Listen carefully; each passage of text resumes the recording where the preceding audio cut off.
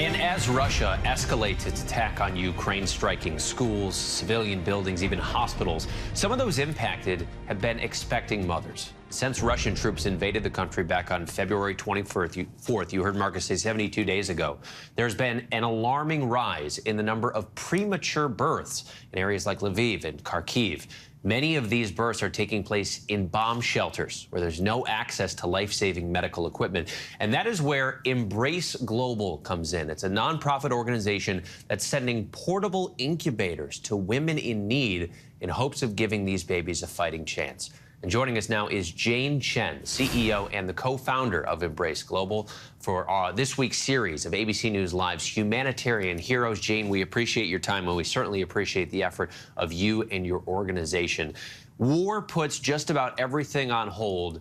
Pregnancy, though, is not in that category. And we know back in March, the UN estimated 80,000 women would be giving birth in Ukraine by June.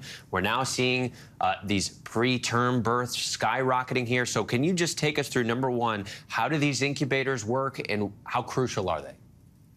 Yes, as you said, 260,000 women were estimated to have been pregnant at the time the war started. Now over 1,000 women are giving birth every day. It's estimated that the rate of premature births has more than doubled across the country.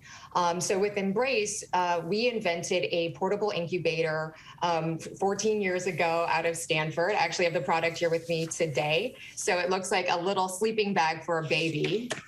The core technology is a pouch of what's called a phase change material. This is a wax-like substance that melts at 98 degrees at human body temperature. Once you melt this with the heater that we provide, it stays exactly at 98 degrees for up to 8 hours at a stretch without the need for electricity. And this can be reheated thousands of times. So you simply place this into a little pocket in the back of the sleeping bag, and that creates a warm microenvironment for these infants, which is what keeps them alive and healthy. And these products have already saved close to 350,000 babies around the world. Wow, that's unbelievable, and it's incredible technology. I'm curious, and we see so much every single day of these horrific conditions, but when you add these premature births, Jane, what risk are both the mother and the baby facing if they don't get this necessary equipment?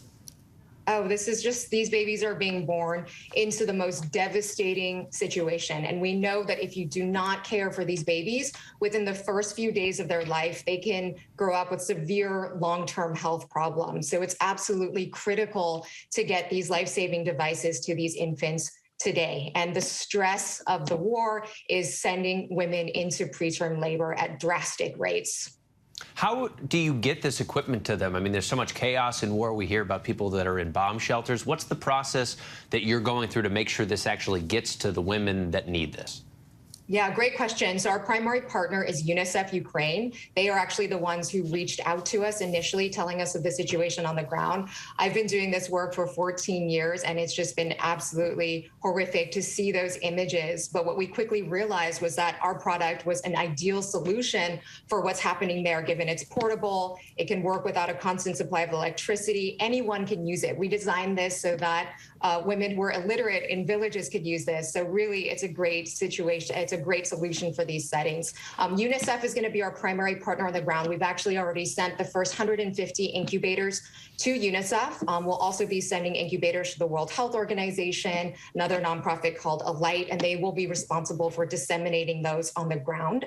We're super lucky to have the support of Flexport, who is donating the cost of shipping in all of this and helping us with the logistics. And so we're eager for these incubators to get on the ground. Now, Unicef and World Health Organization have told us that there is a need for 3,000 additional incubators. And so Embrace is currently running a Gofundme campaign to raise $600,000, which will enable us to send all 3,000 of those incubators to Ukraine. I'm sure a lot of people will be more than happy to donate that. I'm curious what you're hearing from the doctors and the nurses who are there on the ground, what they're dealing with in terms of these premature births. Yeah, they're just, again, telling us that the rate of premature births is going up drastically.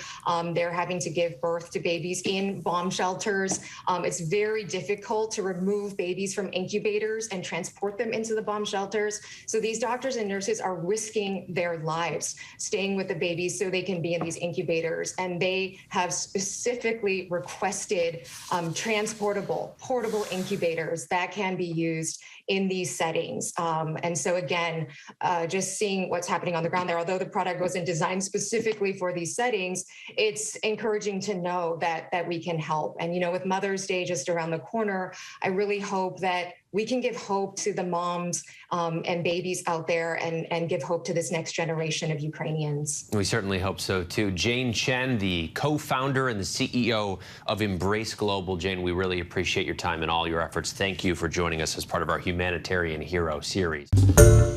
Hi, everyone. George Stephanopoulos here. Thanks for checking out the ABC News YouTube channel. If you'd like to get more videos, show highlights, and watch live event coverage, click on the right over here to subscribe to our channel. And don't forget to download the ABC News app for breaking news alerts. Thanks for watching.